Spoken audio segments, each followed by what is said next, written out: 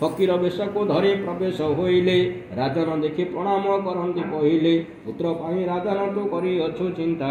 ପୁତ୍ର ଦାନ ଦେବେ ତୋତେ ପ୍ରଭୁ ବିଶ୍ୱ ପିତା। 16 ପୂଜାରେ ଶିରେଣୀ କରିବୁ ପ୍ରଦାନ। ରାଜା କଲେ ମାନସିକ ଲଭିଲେ ନନ୍ଦନ।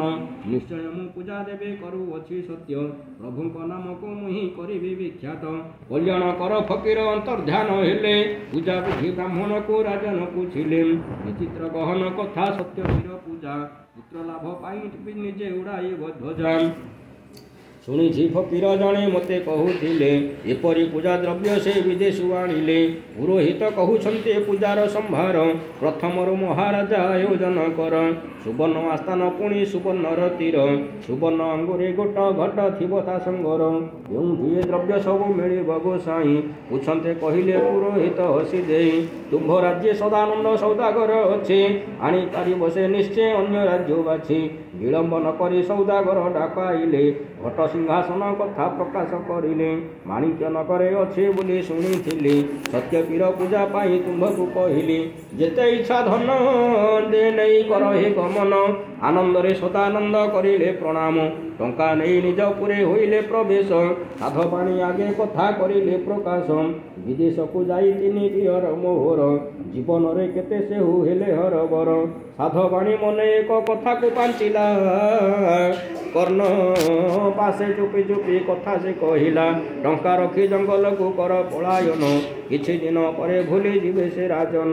ନାରୀ ବୁଦ୍ଧିରେ ରାମ ହେ ସୀତା ହରାଇଲେ। ସେହିପରି ସଦାନନ୍ଦ ଜଙ୍ଗଲକୁ ଗଲେ। ଚନ୍ଦନର କାଠ ଖୋଜି କାଠୁରିଆ ଗଣ। ଘୋର ଜଙ୍ଗଲରେ ଦେଖି ସାଧବ ବଦନ। ରାଜାଙ୍କ ଆଗରେ ଯାଇ ଖବର କରିଲେ। ଦୂତ ପଠାଇଣ ରାଜା ବନ୍ଦୀରେ ରଖିଲେ।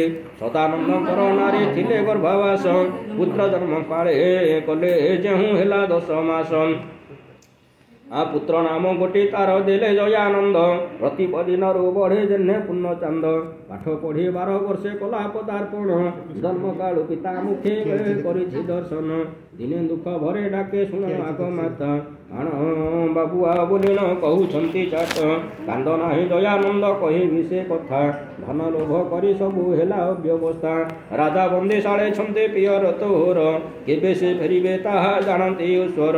ହଜାରେ ତାରା ଗଗନେ ଉଦୟ ହୋଇଥିଲେ। ତମସାକୁ ଏକ ଚନ୍ଦ୍ର ଆଲୋକିତ କରେ। ସୁପୁତ୍ର ଯାହାକୁ କହି ପିତା ସେବା କରି। ଜନନୀ ହୃଦ ବେଦନା ଉଶ୍ୱାସ ଧରି। ଧନ ଦିଅ ସିଂହାସନ ପାଇ ମୁହିଁ ଯିବି। ମୋହର ପିତାଙ୍କୁ ମୁହିଁ ଉଦ୍ଧାର କରିବି। ଏକଇର ବଳା ବାବୁ ତୁ ବିଶେକେଶନ। ଅନ୍ଧର ଲଉଡ଼ି ବାବୁ ତୁ ହୁଦ ଚନ୍ଦନ। ଏକା କରି ଚାଲିଯିବୁ କେହି ବିଦେଶରେ। ଜନନୀ କେ ପୁତ୍ର ଲାଗି ଜୀବ ଧରିପାରେ। ଜୟାନନ୍ଦ ବୋଲେ ମାତ ମାତ ନ କର ଭାବନା। ଧରି ଚାଲିଯିବି ମୁହିଁ ନାରାୟଣ ବାନାମ। ଏତେ ବୋଲି ଜୟାନନ୍ଦ କରିବ ସେ ଧ୍ୟାନ।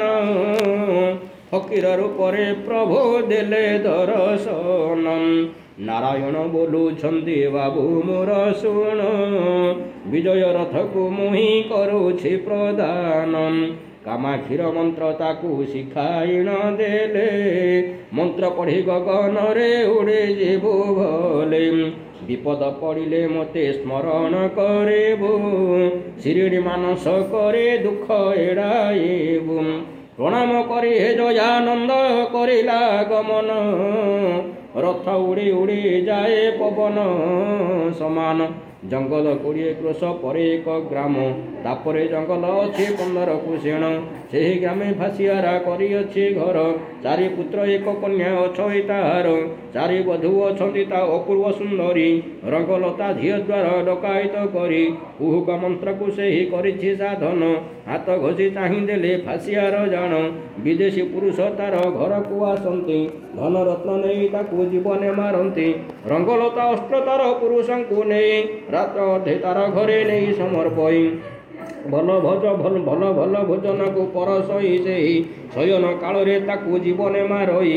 ମୁର୍ଦାର ନିମନ୍ତେ ଏକ କରିଅଛି ଘର। ତାର ମଧ୍ୟ ରଖୁଥାନ୍ତି କଙ୍କାଳ ତାଙ୍କର। ଯେତେବେଳେ ଜୟାନନ୍ଦ କରଇ ଗମନ। ସନ୍ଧ୍ୟା କାଳେ ପ୍ରବେଶୀ ଅଷ୍ଟ ହୋଇଲେ ତପନ।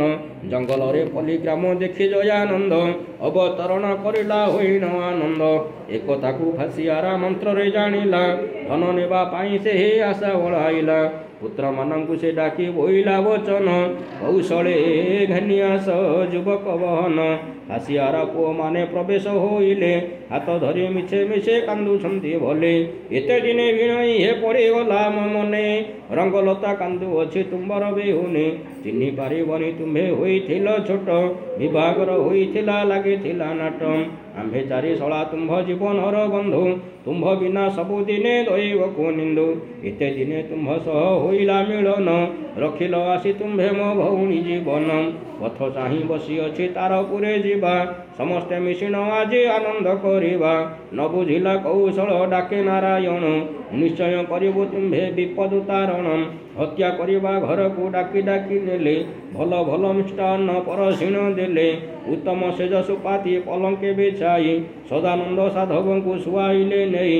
ରଙ୍ଗଲତାକୁ ଅଳଙ୍କାରେ ସଜାଇ ନ ଦେଲେ କାଞ୍ଚିପୁରୀ ଶାଢ଼ୀ ଦେହେ ଜଡ଼ି ଅଛି ଭଲେ। ସୁବର୍ଣ୍ଣର ଚୁଡ଼ି ସଙ୍ଗେ ହୀରା ଲଗା ଖଡ଼ୁ କୟରେ ନୂପୁର ବାଜୁ ଅଛି ଋଣ ଝୁଣୁ। ଚୁଡ଼ି ମଧ୍ୟ ଏକ ଛୁରୀ ଲୁଚାଇ ରଖିଲା ସଦାନନ୍ଦ ଶୋଇଥିବା ଉପରେ ପହଞ୍ଚିଲା।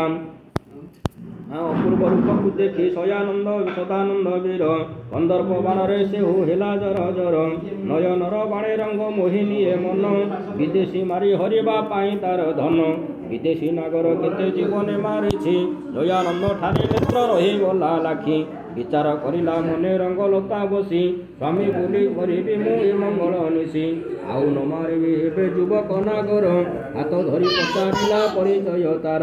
ଦୟାନନ୍ଦ ବୋଲି ଯିବ ବିଦେଶ ବହନ ଘଟବଟୁ ସିଂହାସନ ସେଠାରୁ ଆଣିବ। ବନ୍ଦିଶାଳୁ ପିତା ମୋର ଉଦ୍ଧାରିବି ଭଲେ ଫେରିଲା ବେଳେ ତୁମ୍ଭକୁ ମୋର ପୁରୀ ନେବି।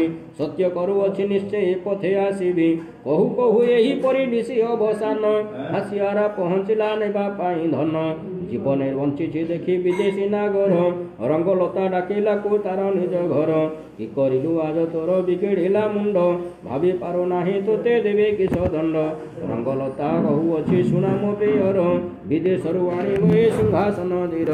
ସୁନାର ସିଂହାସନକୁ ଆଣିଲେ ଏଠାର ଚୁଡ଼ି କରି ପିନ୍ଧାଇବ ଚାରି ବଧୂଙ୍କର। ଏହିପରି ମିଛ କହି ପିତାଙ୍କୁ ଭୁଲାଇ ସଦାନନ୍ଦ ରୂପରେ ସେ ଯାଇଅଛି ମୋହି। ହାସିଆରା ବୁଝିଗଲା ରଙ୍ଗଲତା କଥା ଜ୍ୱାଇଁ ବୋଲି ସମ୍ବୋଧନ କରାଇ ବ୍ୟବସ୍ଥା। ଛନ୍ଦ ବାକ୍ୟ କହୁଅଛି ମୋ ପ୍ରାଣର ଜ୍ୱାଇଁ ତୁମ୍ଭ ଭାଗ୍ୟ ସଙ୍ଗେ ନେବ ହେଳା କର ନାହିଁ। ଏକାଳେ ପ୍ରଭୁଙ୍କ ସ୍ମରେ ବୀର ଜୟାନନ୍ଦ ମନ୍ତ୍ର ପଢ଼ି ବିଜୟ ରଥେ ଚଳିଲା ଆନନ୍ଦ। ମାଣିକ୍ୟ ନଗରେ ଶୋଭା ଗଙ୍ଗା ନଦୀ କୂଳେ ପ୍ରଭୁଙ୍କ ଆଦେଶେ ଗଙ୍ଗାକୁ ସେ ସ୍ତୁତି ଯେ କଲେ। ପତିତ ପାବନେ ଗଙ୍ଗା ଶିବ ଜଟାଧାର ତ୍ରୈଲୋକ୍ୟ ମୁକ୍ତି ଦାତ୍ରୀ ହେ ଦୁଃଖ ମୋର ହର। କଳ କଳ ନାଦିନୀ ମା ଦକ୍ଷିଣ ଗାମିନୀ ବିଷ୍ଣୁ ନଖ ଗୁଣବାସୀ ତୁ ବିଶ୍ୱଜନନୀ। ଘଟବଟୁ ସିଂହାସନ ନକଲେ ପ୍ରଦାନ ତୋହରି ଗଭୀର ଜଳେ ତେଜିବି ଜୀବନ। ଗଙ୍ଗା ଦେବୀ ନିଷ୍ଠା ଦେଖି ବାହାର ହୋଇଲେ ତୋ ଉପରେ ପ୍ରସନ୍ନ ମୁଁ ହୋଇଅଛି ଭଲେ। ନାରୀ ରୂପେ ଗଙ୍ଗା ଦେବୀ ଦେଲେ ଦର୍ଶନ ପ୍ରଭୁଙ୍କ ଆଦେଶ ଦେଲେ ତାର ସିଂହାସନ। ବିଜୟ ରଥରେ ରଖି ବୀର ଜୟାନନ୍ଦ ବାହାର ହୋଇଲେ ବନ୍ଦୀ ପ୍ରଭୁ ଅରବିନ୍ଦ। ହାସିଆରା କଥା ତାର ପଡ଼ୁଅଛି ମନେ ଡକାୟତ ଘର ଯାହା ଦେଖିଛି କାନନେ। ଏପରି ଝିଅକୁ ସେହି ଘରେ ରଖିଅଛି ବିଦେଶୀ ନାଗର କେତେ ଜୀବନେ ମାରିଛି। ଗଲେ ପ୍ରାଣନାଶନ ଗଲେ ତ ହେବ ଧର୍ମ ନଷ୍ଟ ସେହି ଦିଗେ ଚଳାଇଲା ସ୍ମରେ ତାର ଇଷ୍ଟ। ବସିଥିଲା ବାରଣ୍ଡାରେ ଫାସିଆରା ଉଡ଼ା ହାତ ଘଷି ଲାଲ ମାଟି ଉଡ଼ାଇ ସଜଡ଼ା। ଯେତେବେଳେ ରଥ ସେ ଦିଗେ କରଇ ଗମନ ହୀରା ନାମ ମାଲିଆଣୀର ପଡ଼ିଲା ନୟନ। ହାସିଆରା ଭଳି ସେହି ମନ୍ତ୍ର ଜାଣେ କେତେ ଏପାରି ଗଛ ସେପାରି କରେ ସେ ତୁରିତେ। ବୁଢ଼ା ଯେତେବେଳେ ଏହି କଥାକୁ ଜାଣିଲା ମନ୍ତ୍ର ପଢ଼ି ଚାରି ପୁତ୍ର ତହିଁ ପଠାଇଲା। ଦୟାନନ୍ଦକୁ ସେମାନେ ଧରିଣ ଯେ ନେଲେ ରଙ୍ଗଲତା ପାଶେ ନେଇ ପ୍ରବେଶ କରିଲେ। ଧିକାର ବଚନେ ସେହୁ କହୁଛନ୍ତି ବାଣୀ ବିବାହିତ ନାରୀ ଛାଡ଼ି ଯାଅ କେଣେ ପୁଣି। ରଙ୍ଗଲତା କେତେ କଥା କହିଲା ବୁଝାଇ ସତ୍ୟ କରି ଚାଲିଯିବା ଆଶା ମନେ ବହି। ଏଥରକ କ୍ଷମା ନାହିଁ ବିଦେଶୀର ପରେ ଚାରି ଭାଇ ବଧିବେ ସେ ଆନନ୍ଦ ମନରେ। ଦୟାନନ୍ଦ ଡାକୁଅଛି ନାରାୟଣ ରଖ କାହିଁ ପାଇଁ ଏତେ ମୋତେ ଦେଉଅଛ ଦୁଃଖ ନାରାୟଣ ରଙ୍ଗଲତା କଣ୍ଠରେ ବସିଲେ ତୁମେ ମୋ ଜୀବନ ଧନ ଦାସିନୀ ହେଲେ ଲୁଚି ଲୁଚି ଚାଲିଯିବି ତୁମର ମନ୍ଦିର ନ ରହିବା ଆମ୍ଭେ ଆଉ ଡକାଇତ ଦୂର ରଙ୍ଗଲତା ଦୟାନନ୍ଦ ବସିଲେ ରଥରେ ସମୟ ସେତେବେଳକୁ ନିଶବ୍ଦ ରାତିରେ ପ୍ରଭାତ ହୁଅନ୍ତେ ଦେଖି ଫାସିଆରା ପୁତ୍ର ରଙ୍ଗଲତା ସହ ଆମ୍ଭ ଗୁଡ଼ାଇନ ଗୋତ୍ର ଚାଲିଗଲା କେଉଁ ଦେଶେ ବୁଝିବା ଖବର କହୁ କହୁ ମନ୍ତ୍ରାବଳୀ ପଡ଼ିଲା ନଜର ରଙ୍ଗଲତା ପାଶେ ଯହୁଁ ହୋଇଲେ ପ୍ରବେଶ ଅସ୍ତ୍ର ଧରି ପିତା ପୁତ୍ର କାଟିଲେ ନିଶେଷ ଚାରି ବଧୂ ପୁଣି ପ୍ରବେଶ